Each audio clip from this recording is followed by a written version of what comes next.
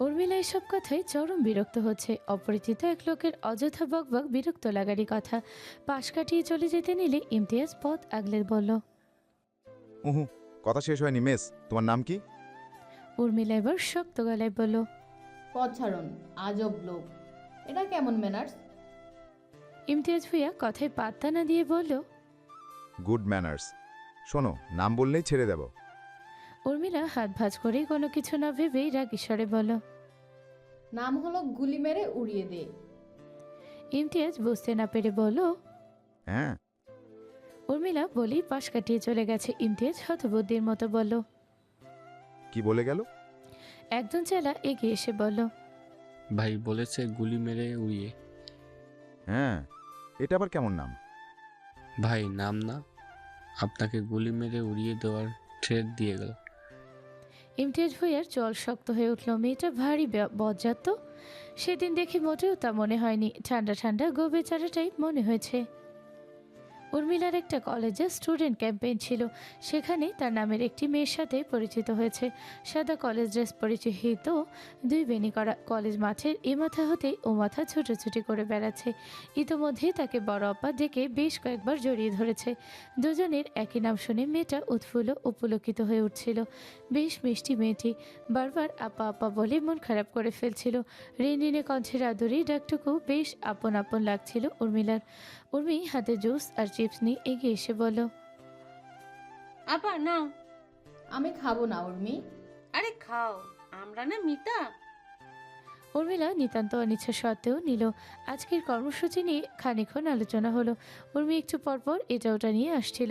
অনেক চঞ্চল মেয়েটা, কোথাও একটু স্থির হয়ে বসে নেই। পুরো মাঠ দৌড়ে চক্কর দিয়ে বেড়াচ্ছে। দুপুরে খাওয়ার বিরতিতে উর্মিলা অন্যান্য সদস্যদের থেকে আলাদা বসলো। মাঠে চাদর বিছিয়ে টিফিন বক্স বের করে ভাত তরকারি নামিয়ে খেতে বসলো। সাদামাটা খাবার, ভাত, করলা ভাজি আর গুঁড়ো মাছ। একটু পরেই পাশে কারো বসার শব্দে ঘাড় ভিড়িয়ে চাইলো। উর্মি মেয়েটা হাতে বক্স নিয়ে বসেছে। বক্স খুলে নিজের খাবার বের করে পাশে রাখলো। চিকেন কারি, চিংড়ি ভুনা আর ভাত এনেছে সে। উর্মিলাকে সব খেতে দেখে বক্স থেকে চিংড়ি চিকেন বেড়ে দিল। উর্মিলা না না করলেও শোনেনি সে। অগত্যা খেতে শুরু করলো। উর্মি বলল। আপা আমি করলা ভাজি পছন্দ করি না, তুমি আমাকে ছোট মাছ দাও।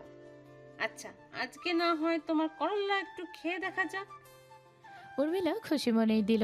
মেয়েটা এত মিশুক আর মিষ্টি, তার দারুণ লাগছে কথা বলে। ভাগাভাগি করে খাওয়া সম্পন্ন করলো। একটু পরে আবারও কাজে লেগে পড়লো। উর্মিলা প্রতিটা পদক্ষেপে উর্মিকে সাহায্য করলো। কাজ করতে করতে কোত্থেকে যেন একটা কারেন্টের মতো উর্মির উপরে পড়তে যাচ্ছিল। সে নিজের জীবন ঝুঁকিতে রেখে উর্মিকে সেখান থেকে সরিয়ে দিয়েছে। উর্মির এতটা কৃতজ্ঞতাবোধ আর ঋণ রয়ে গেল মানুষটার প্রতি। ইমতিয়াজ কয়েকদিন ধরে ঘুম ভালো হচ্ছে না। শয়নের স্বপনে শুধু একজনই হানা দিচ্ছে। মেয়েটার নাম জেনেছে বহু কষ্টে, উর্মিলা। কি সুন্দর নাম তার, উর্মিমালা। আজকেও ভার্সিটির সামনে বাইকে চেপে বসে আছে। উর্মিলাকে দেখা যেতেই বাইক থেকে নেমে এগিয়ে আসলো। উর্মিলা তাকে দেখেও না দেখার ভান করে চলে যেতে নিলে ইমতিয়াজ পিছন বলল। এই গুলি মেরে উড়িয়ে গে। উর্মিলা আটকে উঠে ব্যাগ চেপে ধরল। এসব নেতা ফেতাদের কাছে গুলি থাকাতে অস্বাভাবিক নয়। তাকে সেদিনের স্পর্ধার জন্য মেরে ফেলবে নাকি? ভয় ভয়ে বলল। না। ইমতিয়াজ এগিয়ে এসে বলল। কি না গুলি মেরে উড়িয়ে দে। উর্মিলা কাঁদো কাঁদো গলায় বলল। আমাকে গুলি করবেন না। ইমতিয়াজ উর্মিলাকে ভয় পেতে দেখে হো হো করে হেসে বলল। তোমাকে গুলি করব কখন বললাম? তোমার নামই তো গুলি মেরে উড়িয়ে দে, ভুলে গেছো? সেদিন বলেছিলে কিন্তু। শেষের কথাটা ভ্রু নাচিয়ে বলল। উর্মিলা নিজের বোকা মতে মারাত্মক বিরক্ত হলো। সেদিন কি না কি বলেছে, লোকটা মাথায় নিয়ে বসে আছে। আশ্চর্য লোক তো। উর্মিলা চলে যেতে নিলে ইমতিয়াজ বলে উঠল। উর্মিলা অপরিচিত কারো মুখে নিজের নাম শুনে হতবাক হলো। বলল। আপনি নাম জানলেন কিভাবে? কানের পিঠ চুলকে বলল। উর্মিলার এক মুহূর্ত দাঁড়িয়ে না থেকে চলে গেল। লোকটা কয়েকদিন ধরে সাংঘাতিক বিরক্ত করছে। উর্মিলা কিছু কাজে উর্মির কলেজে এসেছে। কাজটা করে বেরোতেই সেদিনে টিস করা লোকটাকে বাইকে হেলান দিয়ে কয়েকজনের সঙ্গে আলাপ করতে দেখলো। ওই লোকের কাজ কি শুধু এখানে ওখানে আড্ডা মারা নাকি? যে সময় বের হয় এখানে নয়তো ওখানে তার দেখা পাওয়া যাবেই। এসব ভাবতে ভাবতে রাস্তার মাঝে চলে এসেছিল, সে খেয়ালই করেনি বাস পুরো অগ্রভাগে এসে পৌঁছতেই কারো ধাক্কা খেয়ে পাকা সিমেন্টের সঙ্গে বাড়ি খেল। রক্তে হাত ভরে গেল। জ্ঞান হারানোর পূর্বে আবছা আবছা চোখে দেখল রক্তাক্ত একটি মেয়ে রাস্তায় পড়ে আছে। ইমতিয়াজ নিজের চোখের সামনে উর্মিমালার এই অবস্থা দেখে ঠিক থাকতে পারল না। চিৎকার করে অজ্ঞান উর্মিমালাকে আগলে নিয়ে ডাকল। উর্মিমালা, এই উর্মিমালা, কথা বলো। এই মেয়ে, এই তোরা তাড়াতাড়ি গাড়ি নিয়ে আয়। সাইরেন বাজিয়ে অ্যাম্বুলেন্স আসতেই গাড়িতে করে দুটো বডি ঢোকানো হলো ইমতিয়াজের। উর্মিলা থেকে আশেপাশে চোখ দেয়নি এতক্ষণ। উর্মিলা থেকেও বেশি রক্তাক্ত হয়েছে কলেজের একটি মেয়ে। আল্লাহ জানে কার মেয়ে। ইমতিয়াজ কাঁপা কাঁপা হাতে মেয়েটির রক্তাক্ত হাত ছুঁয়ে ভেতরে ঢুকিয়ে দিল। অবচেতনে মেয়েটা তা জানতেও পারল না। জানলে কি খুশি হতো। হাসপাতালে রক্তাক্ত শার্টে বসে আছে ইমতিয়াজ। কিছুক্ষণ আগে উর্মিলার কেবিনে এক ব্যাগ আর সে মেয়েটির কেবিনে 3 ব্যাগ সহ মোট 4 ব্যাগ রক্ত ম্যানেজ করে দিয়ে এসেছে সে। তার দলের ছেলেরা নিজ ইচ্ছায় কাঙ্ক্ষিত রক্ত ডোনেশন করেছে। একটু পর আমার উর্মি করতে করতে এক লোককে ঢুকতে দেখে ইমতিয়াজ বুঝল এটা তার উর্মিমালার ভাই। ছলছল চোখে এগিয়ে যেতেই লোকটা কেমন করে যেন চাইল। হন্তদন্ত হয়ে উপরে চলে গেল। ইমতিয়াজের হাত পা কাঁপছে। তার উর্মিমালার কিছু হবে না তো? ওই কলেজের মেয়েটা বাঁচবে তো? তার উর্মিমালাকে বাঁচাতে গিয়ে ছোট্ট মেয়েটা আর ভাবতে পারল না। মুখ থেকে হাঁটু ভেঙে ফ্লোরে বসে পড়ল। তার দলের ছেলেরা এগিয়ে এলো। 4 দিন পর উর্মিমালার ডিসচার্জ হয়। ইমতিয়াজ দেখতে আসতে পারেনি। জরুরি তলবে গ্রামে যেতে হয়েছে তাকে। এমনিতে তার চেলাদের সাথে ফোনে যোগাযোগ করে জেনেছে উর্মিলা ভালো আছে, তাই নিশ্চিন্তে যেতে পেরেছে। শুনেছে কলেজের সেই মেয়েটি নাকি মারা গিয়েছে। ইমতিয়াজ বেশ খারাপ লেগেছে। কার যক্ষের ধন হারালো কে জানে। ঢাকায় ফিরে মেয়েটার পরিবারের সাথে যোগাযোগ করবে ভাবলো, তবে বহু কাজের প্রেসারে সেসব ভুলে বসলো। বিশ্ববিদ্যালয় থেকে বেরোতেই দারোয়ান এসে একখানা খাম ধরিয়ে দিতেই উর্মিলা বেশ ঘাবড়ে গেল। আশেপাশে তাকিয়ে ভয়ে ভয়ে নিল সেটা। এটা কে দিয়েছে? এ শহরে তাকে চিঠি দেওয়ার মতো কে আছে? নিতে চাইছিল না, তবু কী ভেবে যেন নিল। তৎক্ষণাৎ ব্যাগে ভরে কোনো দিকে না তাকিয়ে হেঁটে চলে গেল। তার গমন পানে একজনের চক্ষু নিরালসভাবে চেয়ে রইল। রাত 3টা। আশেপাশে ঝিঝি পোকা আর অদূর হতে কুকুরের ডাক ছাড়া আর কোনো আওয়াজ পাওয়া যাচ্ছে না। শুনশান নীরবতা। সকলে গভীর ঘুমে নিমগ্ন। মোমবাতির হালকা আলোতে উর্মিলা দূরে দূরে বুকে ব্যাগ হতে চিঠির খাম বের করে ছিঁড়তেই একটা সুন্দর সুবাস নাকে ঠেকল। ভেতরে একখানা পত্র, ময়ূর ও পায়রার পালক এবং কিছু গোলাপের পাপড়ি। সুবাসে বিমোহিত হয়ে পত্রখানে মেলে ধরতে চোখের সামনে ধরা দিল ছোট ছোট অক্ষরে টানা টানা কিছু লেখা। হাতে লেখন বেশ সুন্দর, এক দেখায় মুগ্ধ হওয়ার মতো। উর্মিমালা, কেমন আছো কঠিন হৃদয়ের রমণী? আমি কেমন আছি জানতে চেও না মেয়ে। বড্ড বেশি খারাপ আছি। তুমি কি জানো তুমি একজন নিদ্রাহরণকারিণী? তোমার ওই ডাগর ডাগর আখি জোড়া রাত্রে আমাকে ঘুমোতে দেয় না। ইদানিং কাজকর্মেও অমনোযোগী হয়েছি বটে। সারা বেলা কেবল কল্পনায় মশগুল থাকি। রুচিও হারিয়ে ফেলেছি। কোনো খাবারে স্বাদ অনুভূত হয় না। শয়নের স্বপ্নে শুধু তুমিই এসে হানা দাও। খুবই খারাপ এটা। বাস্তবে তো তুমি ধরাছোঁয়ার বাইরে, তবে কল্পনা এত জ্বালাচ্ছ কেন বলো তো? পত্রখাম খুলতে একটা সুবাস পেয়েছ না? শোনো, এটা আমার নিজের গাছের হাসনাহেনা, বেলি ও বকুলের ঘ্রাণ মিশ্রিত সুবাস। এই 3টে ফুল আমার অত্যাধিক প্রিয়, তাই সবসময় টাটকা টাটকা পুষ্পত্রয় একত্র করে পারফিউম তৈরি করে সংরক্ষণ করে রেখে দেই। সেটারই কিছুটা তোমাকে উৎসর্গ করলাম। সাথে গোলাপের পাপড়ি, ময়ূর ও পায়রার পালক। পায়রা আমার নিজেরই, তবে ময়ূরের পালক কেনা। শুনেছি চিঠির সঙ্গে পায়রা ও ময়ূরের পালক দিলে অপর পাশে মানুষের দিল নরম হয়। তুমি তো পাষাণ লড়ি না। আমার ঘুম কেড়ে নিয়ে করছো কেবল ছলনা। এগুলো যত্ন করে রেখো দিও। সাথে যত্ন করে রেখো তোমার মন। মনের দখলদারিত্ব করা এখনও কিন্তু বাকি। ইতি ইতি কাছের অথবা দূরের কেউ। 6 ভাদ্র 1395 বঙ্গাব্দ। 2 দিন আগে উর্মিলার ভাই সে ইমতিয়াজকে শাসালো। উর্মিলার সঙ্গে যেন কথা না বলে। ইমতিয়াজের রাগ উঠল বেশ। মেয়েটার সব কথা তার ভাইকে সাপ্লাই করে। নির্ঘাত তার সম্পর্কে উল্টোপাল্টা মন্তব্য করেছে, নয়তো তার ভাই সে শাসাবে কেন? আজকে হাতের কাছে পেলে খবর করে ছাড়বে। একটু পরেই মাথায় ওনা পেঁচানো উর্মিলাকে দেখতে পেতেই তার মধ্যে জেদ ভর করল। হুট করে এসে হাত শক্ত করে চেপে ধরে বলল, চলো বিয়ে করব। পাগল নাকি? তোমার প্রেমে পাগল। হাত ছাড়ুন। দেখো, রোজ রোজ বেগানা নারীকে দেখতে টিস করতে আমার ভালো লাগে না। তার চেয়ে বরং বিয়েটা করে ভালো করে দেখে ঠেকে টিস করব, কেউ আর চোখে চাইবে না। প্রতিদিন একজন তাগড়া পুরুষের এমন লাস্যময়ী রমণীর দিকে প্রেমময় দৃষ্টিপাত ধর্ম এবং সমাজের কেউই ভালো চোখে দেখছে না। আশ্চর্য, আমি কিন্তু এবার চিৎকার করব। দ্রুত করো, বিয়ের জন্য সাক্ষীরও তো দরকার আছে। মাথায়ও না ভালোভাবে টেনে চারিপাশ পর্যবেক্ষণ করে ধীর অথচ কঠিন স্বরে বলল, দেখুন, মানুষ জড়ো হওয়ার আগে এখান থেকে কেটে পড়ুন, নয়তো আশেপাশের মানুষকে দিয়ে আপনাকে গণপিটুনি খাওয়াবো, বখাটে গোতাগার। ইমতিয়াজ ভুইয়া শির বাজিয়ে গাইতে লাগলো। ওহে পাষাণ ললো না, একটুখানি কবুল বলো না, আমি যে তোমার বিরহে ভাত মুখে তুলব না। উর্মিলা বেশ বিরক্ত হলো এসব কথাই বলল, আজগুবি কথা রাখুন, আপনি ভাত মুখে না তুললে আমার কি? ইমতিয়াজ এবার সিরিয়াস ভঙ্গিতে বলল, তুমি সত্যি বিয়ে করবে না উর্মিমালা? কথাটা শুনে উর্মিলা একটু থমকালো, কেমন বাচ্চাদের মতো মুখ ফুলিয়ে কথা বলছে। উর্মিলা ইদানিং এই লোকটার প্রতি খানিকটা দুর্বলতা অনুভব করে। প্রায় 1 বছর ধরে পিছনে পড়ে আছে, এখনও পিছু ছাড়ল না। বড় ভাইজানের সঙ্গে লোকটার সম্পর্কে বলতে হবে। ভাইজান যদি রাজি হয়ে যায় তাহলে তার আপত্তি নেই কোনো।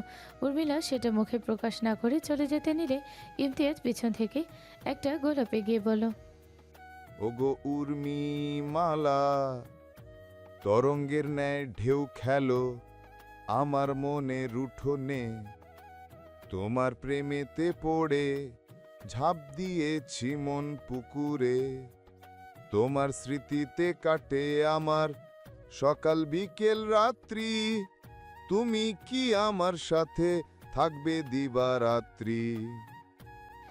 উর্মিলা একটু অবাকই হলো ইমতিয়াজের গালে আবৃত্তি শুনে। ইমতিয়াজ একটু শ্বাস নিয়ে বলল, তোমার জন্য কাল সারা রাত জেগে লিখেছি, কেমন হয়েছে? উর্মিলা কবিতা আবৃত্তি পছন্দ করে লোকটা জানে নাকি?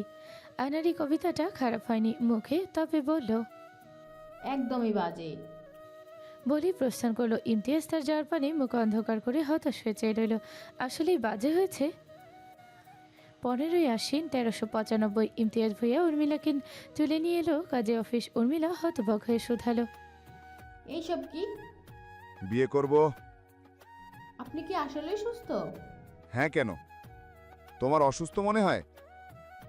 তা নয় তো কি, বলা নেই কওয়া নেই এইভাবে কাজী অফিসে নিয়ে আসে কে?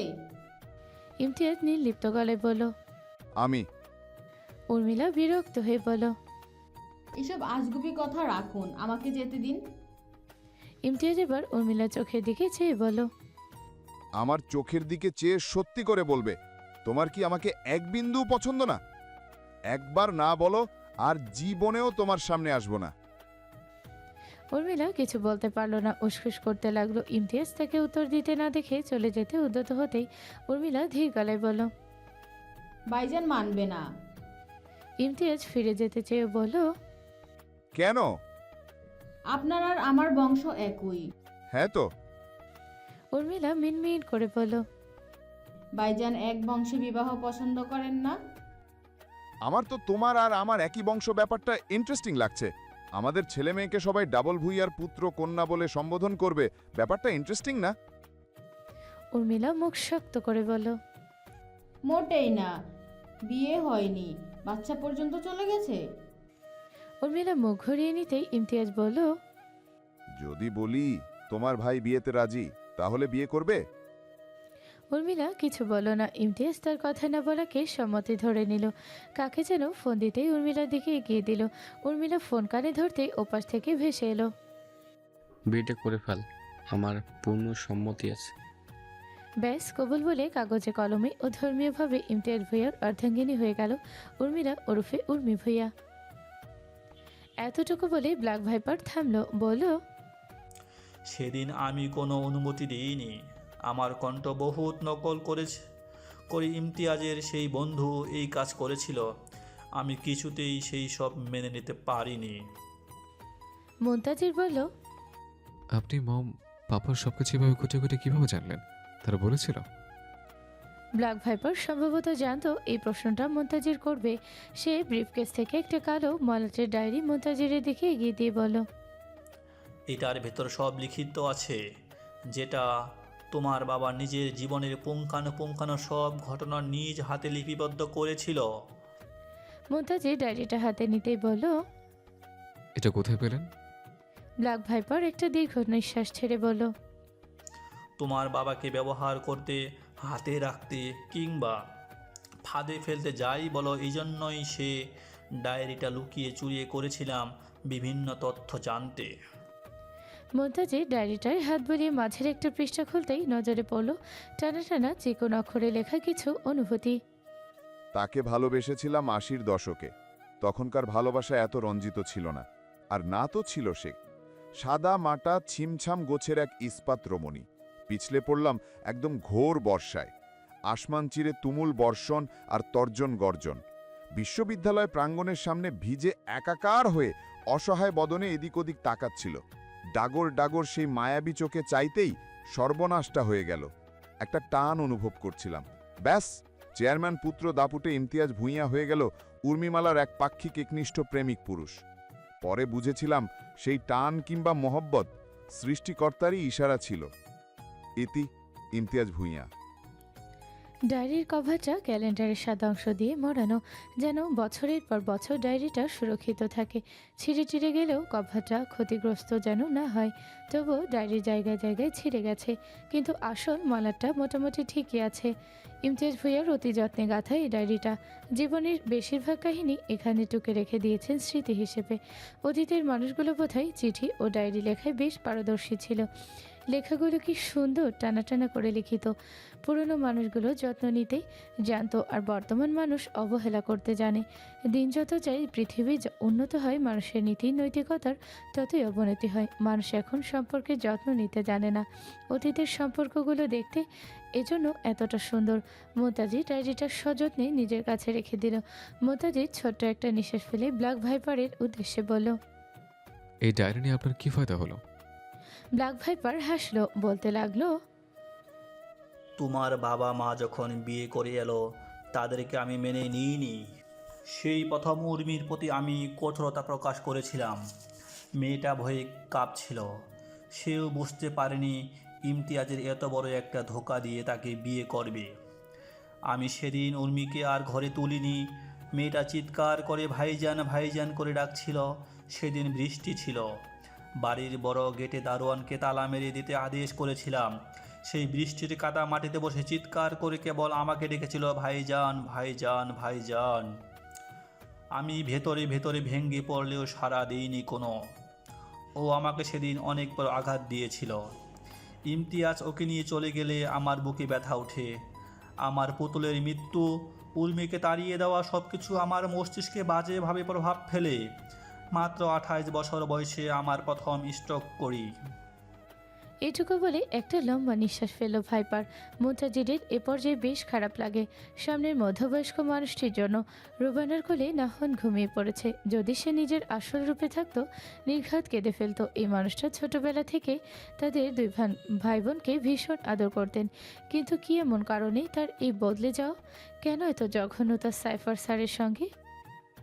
রুবানা জয়েন হয়েছে বেশি দিন হয়নি। এমনিতেও সে এই সংশয় অনির্ধারিত সহযোগী হিসেবে নিয়োগপ্রাপ্ত। বিভিন্ন গুপ্ত অপরাধীকে ধরতে তাকে ব্যবহার করা হয়। সবসময় এজেন্ট সংস্থায় সে সম্পৃক্ত থাকে না। কলেজ ভার্সিটি পড়ুয়া অবস্থায় এজেন্ট সংস্থায় কেউ জয়েন হতে পারে না, এরকম কোনো নিয়ম গোয়েন্দা সংস্থায় নেই। তবে মুমতাজিরের জন্য এক্ষেত্রে সে সুপারিশ পেয়েছে। সে মূলত বড় পদের কেউ না, শুধু তথ্য আদান প্রদান করাই তার কাজ। এজন্য ডিপার্টমেন্টের হেড তাকে ছাড় দিয়েছে।